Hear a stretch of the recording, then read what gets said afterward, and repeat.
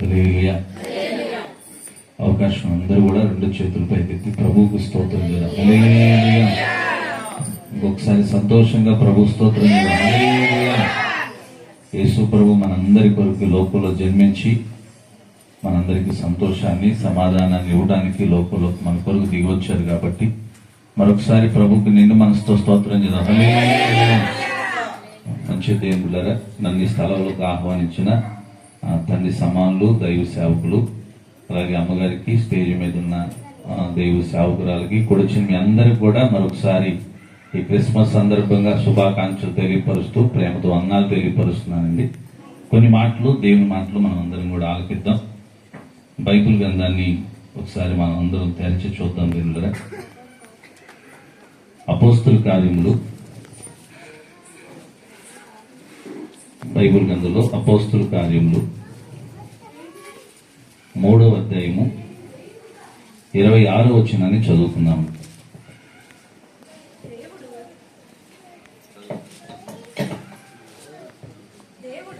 దేవుడు తన సేవకుని పుట్టించి మీలో ప్రతి వానిని వాని దుష్టత్వము నుండి మళ్లించుట వలన మిమ్మల్ని ఆశీర్వదించుటకు ఆయనను మొదట మీ యొద్దకు పంపినని చెప్పాను. చాలండి, చిన్న ప్రార్థన చేసుకుని తర్వాత దేవుడు మాటలు ఆలకిద్దాం.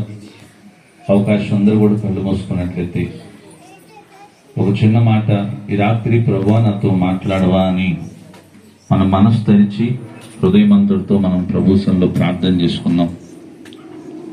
వాక్యమై ఉన్న దేవుడు ఈ రాత్రి మనం సంధించులాగున, మనతో ముచ్చటించులాగున చిన్న ప్రార్థన చేసుకుందాం. మహాగణుడగు తండ్రి, మహోన్నతుడ, జీవాధిపతి యేసు ప్రభువా, మమ్మల్ని ప్రేమించి ఈ లోకంలో ఉన్న సర్వమానవుల్లో ప్రేమించి ఈ లోకంలోకి దిగి వచ్చిన యేసయ్యా నీకు స్తోత్రాలు చెల్లిస్తున్నాం. నాయన, మీ పుట్టిన దినాన్ని జ్ఞాపకం చేసుకుంటూ ఈ డిసెంబర్ మాసమంతా దేవా ప్రతి స్థలమందు నీ నామాన్ని మేమందరం గణపరచుచుండగా, సర్వలోకం ప్రపంచ యావత్తు నేను స్తుతిస్తుండగా తండ్రి, ఈ రాత్రి వేళ సమయంలో మేము కూడా నిన్ను ఆరాధించుకుంటుండగా ఈ సమయంలో ఈ స్థలమందున్న మమ్మల్ని అందరినీ దర్శించమని ప్రార్థన చేస్తున్నాను. మా అందరితో మీరు మాట్లాడండి, మీ నామాన్ని మహింపరచుకోండి, మా జీవితాలకి మేలును ఆశీర్వాదాన్ని దయచేయమని అడుకుంటూ యేసయ్య పరిశుద్ధమైన నామం పేరిట ఈ ప్రార్థన అడిగి వేడుకొని పొంది ఉన్నాము తండ్రి. ఆమేన్. హల్లెలూయా. ఈ మాట మరొకసారి నేను చదువుతున్నాను. అపోస్తుల కార్యములు 3వ అధ్యాయం 26వ వచనం. దేవుడు తన సేవకుని పుట్టించి మీలో ప్రతి వానిని వాని దుష్టత్వము నుండి మళ్లించుట వలన మిమ్మల్ని ఆశీర్వదించుటకు ఆయనను మొదట మీ యొద్దకు పంపినని చెప్పాను. హల్లెలూయా.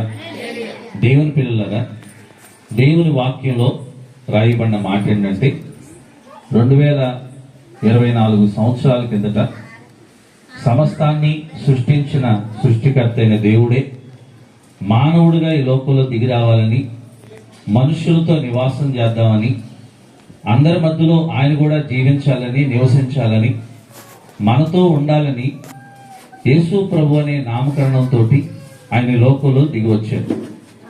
ఆయన రావడానికి ముఖ్యమైన కారణం ఏంటంటే అంటే దేవుని వాక్యంలో నేను ఒక 3-4 విషయాలు త్వరగా జ్ఞాపకం చేస్తాను. దేవుని రాకడ అసలు ఎందుకు వచ్చారు ప్రభువారు? సృష్టికర్త అయిన దేవుడు ఎందుకు మానవ ఆకారాన్ని ఎత్తాల్సి వచ్చింది? ఆ సృష్టికర్త అయిన దేవుడు ఎందుకు మనుషుడిగా భూమిపై దిగిరావాల్సి వచ్చింది? ఆయన మానవుడిగా దిగిరావటం వల్ల మనుషులుగా మనకేం లాభం కలుగుతుందో పరిశుద్ధ గ్రంథంలో చాలా విలువైన సత్యాలు ఉన్నాయి. అందులో రాయబడిన మాట ఏంటంటే మీలో ప్రతి వానిని ఆశీర్వదించడానికి ప్రభు ఈ లోకాన్ని దిగొచ్చాడంట. హల్లెలూయా.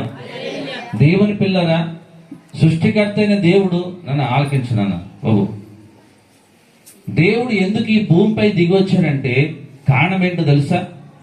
భూమి మీద ఉన్న సర్వ మానవులని కూడా ఏ కుల మత దేశ భేదాభిప్రాయాలు లేకుండా ప్రతి మానవుణ్ణి దీవించడానికి వచ్చాడు యేసయ్య, ఆశీర్వదించడానికి వచ్చాడు. లోకంలో చాలా మంది జీవితాల్లో ఏమి కరువైపోయిందయ్యా అంటే దేవుడిచ్చే ఆశీర్వాదం కరువైంది. ప్రభు ఇచ్చే దీవెన కనబడట్లేదు. దేవుడు ఏ మానవుడినైతే ఏ ఉద్దేశంతో దేవుడు తయారు చేసి ఏ ఉద్దేశంతో భూమి మీద పుట్టిస్తున్నాడో ఆ మానవుల జీవితాల్లో దేవుడు ఏ దీవెన ఉంచాలని అనుకుంటున్నాడో ఆ దీవెన కనబడకపోవటాన్ని బట్టి, ఆశీర్వాదం లేకపోవటాన్ని బట్టి దేవుడే అనుకున్నాడు, నా పిల్లలకి ఆశీర్వదిద్దాం అనుకున్నాను, కానీ ఆశీర్వాదం పొందుకోలేని స్థితిలో వాళ్ళు ఉన్నారు, కాబట్టి నేనే వారి మధ్యలోకి వెళ్తాను, నేనే వాళ్ళతో ఉంటాను, నేను వారిని ఆశీర్వదించాలని అనుకుంటున్నాను. అందులో ఏ ఒక్క వ్యక్తిని కూడా విడిచిపెట్టదలుచుకోలేదు. భూమి మీద ఉన్న 800 కోట్ల మందిని కూడా నేను ఆశీర్వదించాలి అని దేవుడు ఉద్దేశం కలిగి ఈ భూమిపైకి యేసు ప్రభువుగా యేసయ్య దిగి వచ్చాడు. హల్లెలూయా. దేవుని పిల్లరా, సాధారణంగా ఆశీర్వాదం అని అనగానే, లేకపోతే దీవెన అని అనగానే సాధారణంగా ప్రతి మానవుడు ఆశీర్వాదం అంటే ఏదేదో ఊహించుకుంటా ఉంటారు. నేను కొన్ని పదాలని మీకు త్వరగా జ్ఞాపకం చేస్తాను. బైబిల్ గ్రంథంలో ఒకసారి ప్రసంగి గ్రంథం, మీ దగ్గర బైబిల్ ఉంటే కొంచెం నాతో కలిసి అందరూ కూడా బైబిల్ చూద్దాం దేని బిడ్డారా. ప్రసంగి గ్రంథం 5వ అధ్యాయము 19వ వచనాన్ని చదువుదామండి. మరియు దేవుడు ఒకనికి ధన ధాన్య సమృద్ధినిచ్చి దాని యందు తన భాగము అనుభవించుటకును అన్నపానములు పుచ్చుకొనుటకును తన కష్టార్జితమందు సంతోషించుటకును వీలు కలుగు చేసిన యెడల అతనికి ఆ స్థితి దేవుని ఆశీర్వాదం వలన కలిగినది అని అనుకొనవలెను. హల్లెలూయా. నిజంగా దేవుడు ఒక మానవుణ్ణి ఆశీర్వదించాలని కోరుకున్నాడంట. ఎలాగ ఆశీర్వదించాలి అని అనుకుంటున్నాడు అంటే, వాక్యంలో రాయబడిన మాట ఏంటో తెలుసా? అన్నపానాలు ఇచ్చి ఆశీర్వదిద్దాం అనుకున్నాడంట. ఈ రోజున చాలా మంది జీవితాల్లో దేవుని పిల్లరా, ఇంటి నిండా అన్నీ ఉంటాయి, కానీ వండుకొని తినలేనంత సంతోషం సమాధానం ఇంట్లో ఉండదు. వాళ్ళ జీవితాలు అన్నీ ఉంటాయి, అనుభవించలేరు. వాళ్ళ జీవితంలో ధనం ఉంటది, అనుభవించలేరు. వాళ్ళ ఇంట్లో అన్ని వస్తువులు ఉంటాయి, అనుభవించలేరు. దేవుని పిల్లరా, కొంతమంది ఉన్నారు దేశంలో, వాళ్ళు చాలా ఉన్నతమైన స్థితిలో ఉన్నారు, కొన్ని కోట్ల రూపాయలకి వాళ్ళు సంపాదనలో ఉన్నారు, ఎంతో ఆస్తిపరులు. కానీ విచిత్రం ఏంటంటే వాళ్ళు ఏమీ తినలేని పరిస్థితి అంట. ఇంత తింటే చాలంట వాళ్ళకి, మనస్ఫూర్తిగా మనం తిన్నంత కూడా తినలేరు వాళ్ళు. దేవుని పిల్లరా, దేవుడిచ్చిన ఆహారం వాళ్ళు అనుభవించలేని స్థితిలో ఉన్నారు. నిజమైన ఆశీర్వాదం ఏంటంటే, దేవుని సన్నిధిలో ప్రతి మానవుడు దేవుడిచ్చిన ఆ వనరులను, ఆహార పదార్థాలను, లేకపోతే కష్టార్జితంతో సంపాదించుకున్న దాని యందు సంతోషించడంలో ఆ వీలు దేవుడు కలుగు చేస్తున్నాడంట. అదే నిజమైన ఆశీర్వాదం అంట. హల్లెలూయా. ప్రియమైన మనం అందరం ఏమనుకోవాలి తెలుసా? ఆశీర్వాదం అంటే మేడ మీద మేడ కట్టుకోవటం మాత్రమే కాదు, వస్తువు వెనకాల వస్తువు కొనుక్కోనంత మాత్రమే కాదు. అది కూడా దీవెనే కావచ్చు, అది కూడా దేవుడి సహాయం వల్లే పొందుకోవచ్చు. కానీ నిజంగా ఆశీర్వాదం ఏంటో తెలుసా? నీకు ఏదైతే ఉన్నదో దాన్ని అనుభవించడానికి కృప పొందుకుంటే అదే ఆశీర్వాదం. చాలా మందికి చాలా ఉంటాయి, కానీ అనుభవించలేరు. ప్రియమిత్రులారా, బీరువా నిండా బట్టలు ఉండొచ్చు, కానీ సంతోషంగా వేసుకోలేని పరిస్థితి. ప్రియమైన ఇంట్లో అన్ని వస్తువులు ఉండొచ్చు, కొన్ని వండుకోలేని స్థితిలో ఉంటారు. ప్రియమిత్రులారా, చాలా మంది చెప్తున్న మాట, నేను విన్న మాటలు చెప్తున్నాను. అయ్యా, చక్కగా వండుకుంటున్నాం, కానీ మా ఇంట్లో కలిసి భోజనం చేయం మేము. భార్య ఎప్పుడో తింటది, భర్త ఎప్పుడో తింటాడు, పిల్లలు ఎప్పుడో తింటారు, కలిసి భోజనం చేసుకునే ఆ స్థితి మాలో లేదు. కారణమేంటో తెలుసా దేవుని పిల్లరా? నిజంగా దేవుని ఆశీర్వాదం ఉంటే ఇంటిళ్ళ పాది, ఇంట్లో ఉన్న వారందరూ కూడా వాళ్ళు సంపాదించుకున్న దానిలో సంతోషంగా అనుభవిస్తారు. హల్లెలూయా. ప్రియమైన దేవుడు నీకు ఏది ఇస్తాడో దాన్ని అనుభవించడానికి వీలు కలుగు చేస్తే అది నిజమైన ఆశీర్వాదం అంట. అది నిజంగా దీవెనంట. రెండోది ఏంటో తెలుసా దేవుడా? ఆర్థికంగా కూడా ఐశ్వర్యవంతులుగా ఉండడం అది నిజం కూడా ఆశీర్వాదమే. మనం కింద స్థితిలో ఉండటం కాదు. యేసు ప్రభు వాగ్దానం రాస్తుంది, మొదట నీ స్థితి కొంచెంగా ఉన్నా తొదకు నువ్వేమవ్వాలి తెలుసా? మహా అభివృద్ధి పొందుతావు. హల్లెలూయా. నీ స్థితి మొదట కొంచెం ఉండొచ్చు, కానీ ఆ స్థితిలోనే ఉండటం దేవుడు చిత్తం కాదు. దినదినం నువ్వు ఎదగాలని దేవుడు ఆశపడుతున్నాడు. అందుకే దేవుడు ఆది కాండంలోనే మొట్టమొదట మానవుడు దేవుడు తయారు చేసినప్పుడే, ఆదాము అనే ఒక వ్యక్తిని దేవుడు తయారు చేసినప్పుడు దేవుడు ఆ వ్యక్తిని ఎలాగో ఆశీర్వదించాడంట. దేవుడు ఎలా ఆశీర్వదించాడు అనంటే, మీరు ఫలించాలి, మీరు అభివృద్ధి పొందాలి, మీరు విస్తరిస్తూ ఉండాలి. హల్లెలూయా. దేవుని ఆశీర్వాదం ఏంటో తెలుసా? మన అన్నపానాలు మనం భుజించడం ఆశీర్వాదం, మన కష్టార్జితం మనం అనుభవించడం ఆశీర్వాదం. మన కష్టార్జితం దేనికో పర్లు పాలు కాకుండా, నష్టం పాలు కాకుండా నీకు వచ్చిన ఆ నెల జీతం మనస్ఫూర్తిగా నీ ఇంట్లో అనుభవించటం కూడా, దానికి కూడా దేవుని ఆశీర్వాదం కావాలి. లేకపోతే సంపాదన అంతా ఎటో వెళ్ళిపోద్ది, సంపాదన అంతా కనబడకుండా పోద్ది. నాకు తెలిసిన ఒక కుటుంబం ఉంది, సీతమ్మదారిలో ఉంటారు వాళ్ళు. ఆయన డాక్టర్లు ఉద్యోగం చేసుకుంటున్నారు. ఆయన జీతం ₹1,00,000. వాళ్ళ భార్య గవర్నమెంట్ టీచర్గా, ప్రిన్సిపాల్గా ఉన్నారు, హెడ్ మాస్టర్. ఆమె దేవుని పిల్లరా ₹1,50,000 జీతం, నెలకు ₹2,50,000. ఎంత విచిత్రమయ్యా అంటే నెల చివరికి వచ్చేటప్పటికల్లా 10,000, 20,000 మళ్ళీ అప్పు చేస్తున్నారంట. నెలకి ₹2,50,000 వచ్చినా అనుభవించగలుగుతున్నారా? సంతోషంగా ఉండగలుగుతున్నారా? దేవుని ఆశీర్వాదం లేదు వారి జీవితాల్లో. దేవుని ఆశీర్వాదం అంటే నీ కష్టార్జితం నీ వందు దాన్ని చక్కగా నువ్వు అనుభవిస్తూ సంతోషంగా ఉండగలుగుతాము. హల్లెలూయా. రెండోది వాక్యంలో రాయబడింది, మనం అభివృద్ధి పొందటం ఆశీర్వాదం, మనం ఫలించటం ఆశీర్వాదం, మనం విస్తరించబడటం ఆశీర్వాదం. దేవుడు ఆశీర్వదించాడంట మొట్టమొదటి మానవుణ్ణి. నువ్వు ఫలించాలి, నీ పిల్లలు ఫలించాలి, నువ్వు అన్ని విషయాల్లో ఫలించాలి. అది ఆర్థికంగా కావచ్చు, ఆరోగ్యపరంగా కావచ్చు, ప్రేమేంద్రుల కుటుంబ పరంగా కావచ్చు, శారీరకంగా కావచ్చు, ఏ రూపంలోనైనా ప్రతి మానవుడు ఆశీర్వదించబడుతూ ఫలభరితంగా ఉంటూ అభివృద్ధి చెందుతూ విస్తరించబడాలి అనేది దేవుని యొక్క హృదయ వాంఛ. హల్లెలూయా. దేవుడు ఆశపడుతున్నాడు నువ్వు అన్ని విషయాలు అభివృద్ధి పొందాలని. అది దేవుని ఆశీర్వాదం.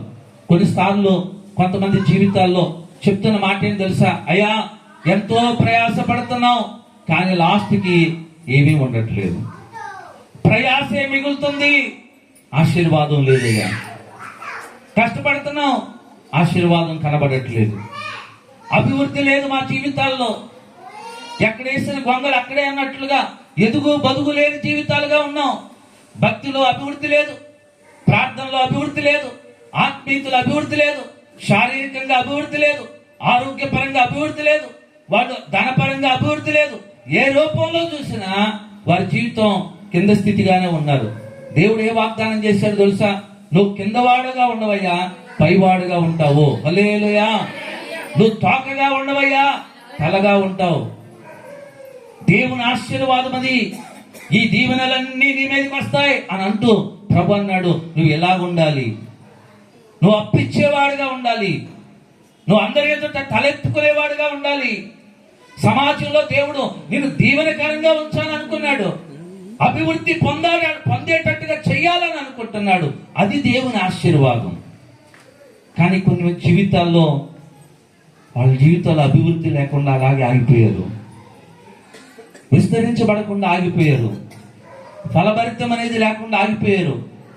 ప్రేమించలరా, ఒకప్పుడు ఎలాగో ఇప్పుడు అలాగే, ఒకప్పుడు ఎంతో ఇప్పుడు అంతే, ఒకప్పుడు పరిస్థితి ఏంటో ఇప్పటికి అదే పరిస్థితి. ప్రేమించలరా, ఫలభరితం లేకపోవటానికి గల కారణం దేవుని ఆశీర్వాదం పొందుకోలేకపోతున్నాం. ఎక్కడో దేవుని ఆశీర్వాదం ఉంటే నీ కష్టార్జితాన్ని నువ్వు అనుభవించగలుగుతావు, నువ్వు వండుకున్న అన్నం మనస్ఫూర్తిగా నువ్వు తినగలుగుతావు. ప్రేమేందలరా, రెండోది దేవుని ఆశీర్వాదం ఉంటే మనం ఫలిస్తాం, మనం అభివృద్ధి పొందుతాం, విస్తరించబడతాం అంటాం. ఇంకోటి దేవుని ఆశీర్వాదం ఏంటో తెలుసా దేవుడురా?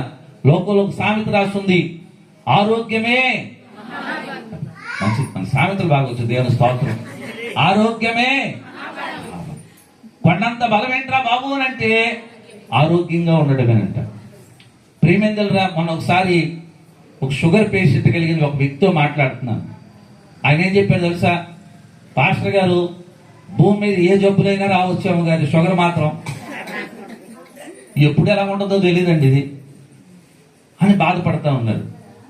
కారణం ఆయనకు ఆ పరిస్థితి అర్థమవుతుంది కాబట్టి ఆయన అంతలా మాట అనాల్సి వచ్చింది. ఏది వచ్చినా పర్లేదండి, ఇది మాత్రం రాకూడదండి అని. దేవుని పిల్లలరా, దేవుని వాక్యంలో ఆలోచన చేస్తే పాత నిబంధనలో అనేక మంది భక్తులు ఎంతకాలం బ్రతికేవాళ్ళు తెలుసా? మోషే అనే భక్తుల గురించి రాస్తుంది. వృద్ధాప్యానికి వచ్చిన 120 సంవత్సరాల వయసు వచ్చిన ఆయన జీవితాలంట కళ్ళు కూడా చక్కగా కనబడుతున్నాయంట. హల్లెలూయా. కళ్ళు మసకలు రాలేదు.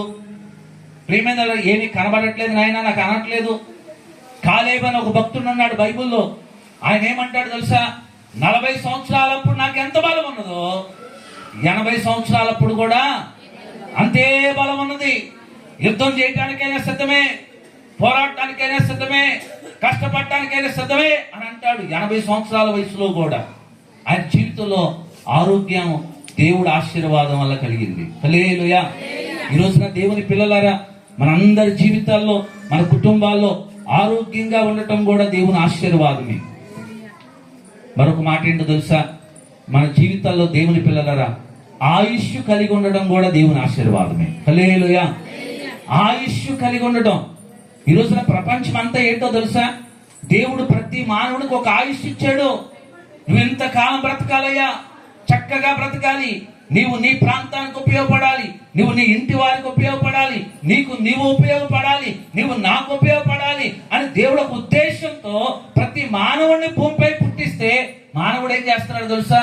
అతను కొన్ని ఆలోచనలు బట్టి, కొన్ని వ్యసనాలు బట్టి, కొన్ని పరిస్థితులు బట్టి అర్ధాంతరంగా మధ్యలోనే దేవుడిచ్చిన ఆయుష్ నిండక ముందే వాళ్ళ ప్రాణాలు కోల్పోతున్నారు. అది ఆశీర్వాదమైన అసలుకి.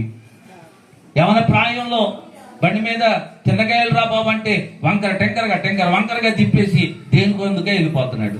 అది ఆశీర్వాదమేనా? ప్రేమించరా, జీవితాలు మధ్యలోనే పాడు చేసుకున్నారు. అది ఆశీర్వాదమా? వాళ్ళకున్న శారీరకమైన, మానసికమైన కొన్ని ఒత్తులు బట్టి, కొన్ని సమస్యలు బట్టి బలవంతంగా వారి జీవితాలను ముగించేసుకుంటున్నారు. అది ఆశీర్వాదం కాదే. ఆయుష్ కలిగి ఉండడం కూడా దేవుని ఆశీర్వాదమే. హల్లెలూయా. దేవుని పిల్లలు, ఒక 4 మాటలు జ్ఞాపకం చేశాను. మన జీవితాల్లో మన కష్టార్జితం మనం పొందుకొని అనుభవించాలన్నా దేవుడు ఆశీర్వాదం కావాలి. దేవుని ఆశీర్వాదం కావాలి. ప్రేమే, మీరు ఎప్పుడైనా ఈ పదం విన్నారో లేదో కానీ, ఓ రోజు ఒక ప్రాంతంలో ఒక వ్యక్తి ఉన్నాడంట. ఆ ప్రాంతంలో ఉన్న ఒక వ్యక్తి ఏం చేశాడు తెలుసా? ఆయన ఎదురింట్లో క్రైస్తవ కుటుంబం, ప్రభుని ఎరిగిన కుటుంబం ఉంది. ఈయనేమో ప్రభు అంటే పడదీనికి, ప్రభు అంటే ఇష్టం ఉండదు. ఒక రోజు అతను చూశాడంట. అతను ఏం చేస్తున్నాడు అంటే భోజనం ప్లేట్లో పెట్టుకొని ప్రార్థన చేసుకుంటున్నాడంట. దేవా, నన్ను ప్రేమించి నాకు ఈ పూట భోజనం ఇచ్చావయ్యా, నీకు స్తోత్రం నాయనా, లేని వాళ్ళకు కూడా భోజనం దయచేయి నాయనా అని ప్రార్థన చేసుకొని తింటున్నాడంట. ఈ ప్రభుని ఎరగని, ప్రభు అంటే పడని వ్యక్తి చూస్తున్నాడు. దాన్ని చూస్తూ ఆయన ఏమనుకున్నాడు తెలుసా? ఈడెవడరా పిచ్చోళ్ళలాగా ఉన్నాడు, దేవుని పిల్లల్ని పిచ్చోళ్ళలాగా ఉన్నాడు. అతనే కష్టపడ్డాడు, అతనే విత్తనాలు చల్లాడు, అతనే కోత కోసాడు, అతనే పంట కొనుక్కున్నాడు, పంట తెచ్చుకున్నాడు, అతనే దాన్ని వాడించుకున్నాడు, అతనే వంట చేసుకున్నాడు, అతనే తింటున్నాడు. ఇప్పుడు ఏమంటున్నాడు అంటే, దేవా, ఇది నువ్వు నాకు ఇచ్చావు అని అంటున్నాడు. దేవుడు ఎక్కడిచ్చాడయ్యా? నీ అంతా నువ్వే కదా కష్టపడ్డావు అని అనుకుంటూ ఆ దేవుడు అంటే పడన ఒక వ్యక్తి ఏం చేశాడయ్యా అంటే అతను కూడా ప్లేట్ లో భోజనం పెట్టుకున్నాడంట. అందరు క్రైస్తవులాగా అతను కూడా కళ్ళు మూసుకున్నాడు, భోజనం ప్లేట్ మీద చేయి పెట్టాడు. ప్రార్థన చేద్దామని ఆయన కూడా కళ్ళు మూసుకొని అన్నాడంట, దేవుడా, నువ్వు లేవు, ఇదంతా నా కష్టార్జితం, నేను ప్రయాసపడి ధాన్యం తెచ్చుకొని లేకపోతే రైస్ మూట కొనుక్కొచ్చుకొని వంట చేసుకొని నేనే వడ్డించుకున్నాను, నేనే తింటున్నాను, నువ్వు లేవు నాయనా, ఇది నీ వలన కాదు, ఇది నాది అని అనుకుని కళ్ళు తెరిచాడంట. విచిత్రం ఏంటంటే కళ్ళు తెరిచి చూసే సమయానికల్లా కుక్కొచ్చాడు ప్లేట్లు అన్నం తినేస్తున్నాడు. కుక్కొచ్చి ఏం చేస్తుంది? మన ప్లేట్లో ఉన్న భోజనం మనం తినాలన్నా కూడా యేసయ్య ఆశీర్వాదం కావాలా. హల్లెలూయా. కాబట్టి మన కష్టార్జితం మనం అనుభవించడానికి కూడా దేవుని ఆశీర్వాదం కావాలి. ఖచ్చితంగా మన జీవితాల్లో దేవుని పిల్లరా మనం ఫలించడం కూడా దేవుని ఆశీర్వాదమే. ఆరోగ్యంగా ఉండడం దేవుని ఆశీర్వాదం, ఆయుష్ కలిగి ఉండడం కూడా దేవుని ఆశీర్వాదం. దేవుని పిల్లరా వాక్యంలో ఇప్పుడు వద్దాం. దేవుని వాటిలో రాస్తుంది, ఇదిగో మీలో ప్రతి వారిని ఆశీర్వదించుటకు యేసు ప్రభు ఈ లోకంలోకి దిగి వచ్చాడు. హల్లెలూయా. ప్రియమైన ప్రతి మానవుణ్ణి దేవుడు పుట్టించినప్పుడు ఎలా అనుకున్నాడు? ఇతని కష్టార్జితం ఇతను అనుభవించాలి, ఇతను ఫలించాలి, అభివృద్ధి పొందాలి, ఎదగాలి, విస్తరించబడాలి, ఇతను ఆరోగ్యంగా ఉండాలి, ఆయుష్ కలిగి ఉండాలి, ఇతను నలుగురికి ఉపయోగపడాలి, ఇంకా ఇతని జీవితం అంతా కూడా శాంతి సమాధానాలు కలిగి బ్రతకాలి అని దేవుడు పుట్టిస్తే ఆ ఆశీర్వాదాన్ని మనిషి పోగొట్టుకున్నాడు. ఆ ఆశీర్వాదాన్ని మనిషి పోగొట్టుకున్నాడు. ఆరోగ్యం లేదు మనిషికి, ఆయుష్ లేదు మనిషికి, ప్రేమ ఆనందం లేదు మనిషికి, కష్టార్జితాన్ని ఆయన అనుభవించలేకపోతున్నాడు. దేనికో అది నష్టం పాలైపోతుంది. దేవుని పిల్లలారా ఆయన జీవితంలో ప్రయాసే మిగులుతుంది, మానవుల జీవితంలో ఆశీర్వాదం కనబడలేదు. ఇలాంటి పరిస్థితుల్లో మనుషులు ఉన్నప్పుడు యేసు ప్రభు వారు అనుకున్నారంట, అయ్యో నా పిల్లల్ని ఏ ఉద్దేశంతో పుట్టించానో, ఏ ఉద్దేశంతో నేను ఈ భూమిపైకి వాళ్ళకి జన్మనిచ్చానో ఆ ఉద్దేశం కోల్పోతున్నారు. ప్రజలకు ఆశీర్వాదం లేదు, ప్రజలకి నెమ్మది లేదు, ప్రజలకి శాంతి లేదు, ప్రజలకు అన్నీ ఉన్నాయి, మనశ్శాంతి లేదు, ప్రజలకు అన్నీ ఉన్నాయి, సమాధానం లేదు. ఇది ఇవ్వాలి మరలా, అదే నిజమైన ఆశీర్వాదం అని చెప్పేసి అని మరలా యేసు ప్రభువుగా సృష్టికర్త అయిన దేవుడు, నిన్ను నన్ను నిర్మించిన పరలోకమందున్న ఆ తండ్రి అయిన దేవుడు నీ కొరకు నా కొరకు ఈ లోకంలో ఒక పసి బాలుడుగా జన్మించాడు. అదే నిజమైన క్రిస్మస్. హల్లెలూయా. ప్రియమైన దేవుళ్ళరా యేసు ప్రభువుగా ఈ లోకానికి వచ్చారు. వాక్యంలో రాయబడిన మాట ఏంటో తెలుసా? ఎందుకు యేసు అనే దేవుడు ఈ భూమిపై పుట్టాడు అని అంటే, దేవుని పిల్లలరా మతాల కోసం కాదు, కులాల కోసం కాదు, ఎవరి కోసమో కాదు, సర్వ మానవులందరి కోసం యేసయ్య పుట్టాడు. ఏ కుల మతాలు లేవు, ఏ భేదాలు లేవు, ఏ దేశ తారతమ్యాలు లేవు. ప్రతి మానవుడి కొరకు యేసయ్య పుట్టాడు. ప్రతి దేశస్థుల కొరకు యేసయ్య పుట్టాడు. యేసు ప్రభుకి తెల్లోళ్ళ నల్లోళ్ళ ఎర్రోళ్ళ ఎలాంటోళ్ళ అనేది ఆయనకి ఏమి సంబంధం లేదు. ఆయన మానవుడైతే చాలు. ఆయన దేవుని రూపం గనుక, దేవుని పోలిక గనుక మానవుడు అనేవాడు. దేవుడు ప్రేమించి దేవుడు వారి కొరకు ఈ లోకంలో పుట్టాడు. కారణం ఏంటయ్యా అంటే, ఏది మనిషి ఆశీర్వాదాన్ని కోల్పోయాడో దానిని మనిషికి ఇవ్వడం కొరకే యేసయ్య మరలా సృష్టికర్త అయిన తండ్రి అయిన దేవుడు మానవుడిగా ఈ లోకంలో జన్మించాడు. హల్లెలూయా. వాక్యంలో రాయబడిన ఒక మాట నేను త్వరగా జ్ఞాపకం చేస్తాను. దేవుని పిల్లలారా ఈ ఆశీర్వాదాన్ని పొందాలి అంటే దేవుడు ఒక చిన్న కండిషన్ కూడా పెట్టాడు. చిన్న కండిషన్ పెట్టాడు. చాలాసార్లు చూడండి, వైద్యుడి దగ్గరికి వెళ్ళామనుకోండి, పేషెంట్ గా రోగి వైద్యుడి దగ్గరికి వెళ్తే ఆయన ఏం చేస్తాడు తెలుసా? బాధలన్నీ వింటాడు. విన్న తర్వాత ఏమంటాడంటే, బాబు బాధలు పోవాలంటే ఇదిగో ఈ ఇంజక్షన్ అయినా చేయించుకోవాలి, లేకపోతే ఈ టాబ్లెట్లు అయినా వేసుకోవాలి అని ఒక కండిషన్ పెడతారు. ఇది ఉదయం వేయాలి, ఇది మధ్యాహ్నమే, ఇది రాత్రి అని చెప్పేసి అని కొన్ని పనులు చెప్తారు. అలాగే దేవుడు కూడా ఏమంటున్నాడు తెలుసా? నువ్వు కోల్పోయిన ఆశీర్వాదం, ఆ కోల్పోయిన శాంతి సమాధానం, ఆ ఆరోగ్యం, ఆయుష్ అన్నీ నేను మరలా నీకు ఇస్తాను. అది ఇవ్వాలి అని అంటే నువ్వు ఒక పని చేయాలి. అదేం చేయాలి తెలుసా? దుష్టత్వములో నుండి నువ్వు బయటకు వచ్చేయాల. హల్లెలూయా. దేవుని పిల్లలారా సర్వ మానవులందరితో ప్రభు చెప్తున్న మాట ఏం తెలుసా? నేను నిన్ను మంచివాడిగా పుట్టించానయ్యా, నేను నిన్ను యథార్థవంతుడిగా పుట్టించాను. దేవుడు మానవుడు తయారు చేసినప్పుడు దేవుడు ఆయనలాగా పుట్టించుకున్నాడు, ఆయన రూపంలో పుట్టించుకున్నాడు, ఆయన పోలికలో పుట్టించుకున్నాడు. ఆయన ఎలాంటి వాడో అలాగే పుట్టించుకున్నాడు దేవుడు. కాబట్టి పుట్టించబడిన తర్వాత మానవుడు ఎదుగుతూ ఏమైపోయాడే అంటే దుష్టత్వంలోకి వెళ్ళిపోయాడు.